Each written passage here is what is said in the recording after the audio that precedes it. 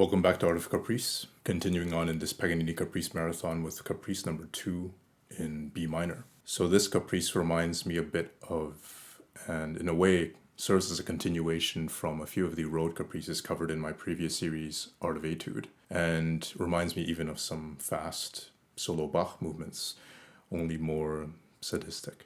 There's a certain color and atmosphere that comes to my mind in this Caprice, which emphasizes the importance of developing a versatile brushstroke that still gives off an impression of lightness and ease so as to focus on and bring attention to whatever color and musical character you're going for, and not the fact that it's difficult as much as possible. This is especially important considering there's an abundance of string crossings and string jumping in this Caprice. So I'm going to try to break down the various physical components in the bow arm during a brushstroke, and paying special attention to the idea of anticipation for as seamless a transition from string to string as possible.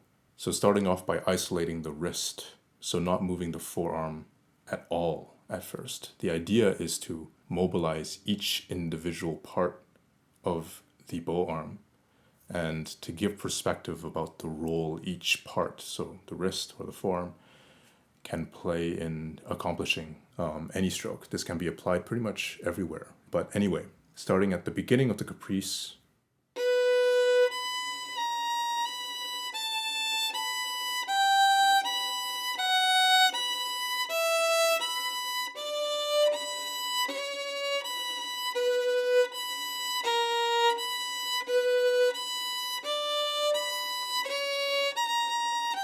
it's important, as always, to do this exercise slowly to avoid overexertion. But once you feel a bit of muscle activation from this, in other words, feeling more and more warmed up, move on to adding the forearm now, like so. But now keep the upper arm still, so just the forearm.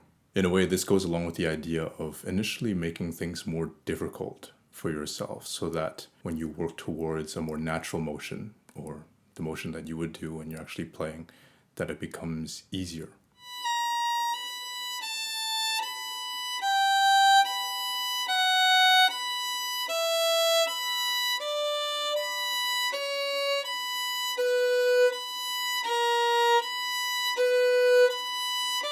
So once getting that workout in, now let's incorporate a bit of the upper arm into the motion. So similar to what we saw regarding anticipation in the previous episode with Caprice number 1, although as a more concentrated version.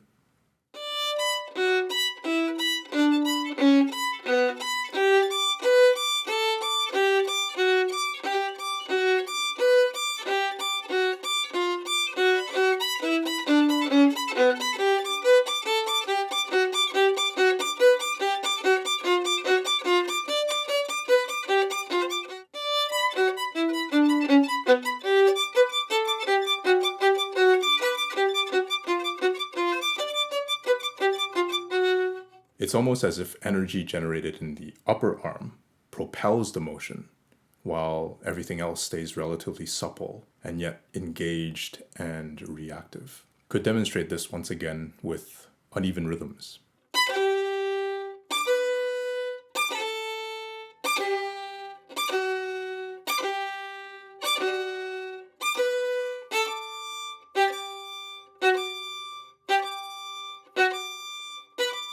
Now just a word about the left hand in this Caprice. So for the tenths and other difficult or less straightforward intervals you find throughout this Caprice, I find everything just becomes simpler to work and more straightforward when concentrating mostly on the first or second finger. So, which I would designate as the dominant finger, whichever one, in such intervals, and making sure that it shifts from position to position confidently while the fourth finger follows in a more relaxed manner.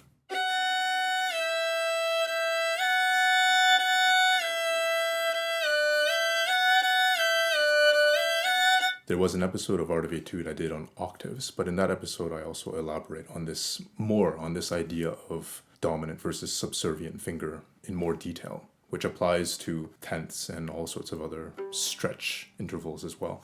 So you could check that out. All right, hope this little something was helpful, and I'll see you next time for Caprice number 3.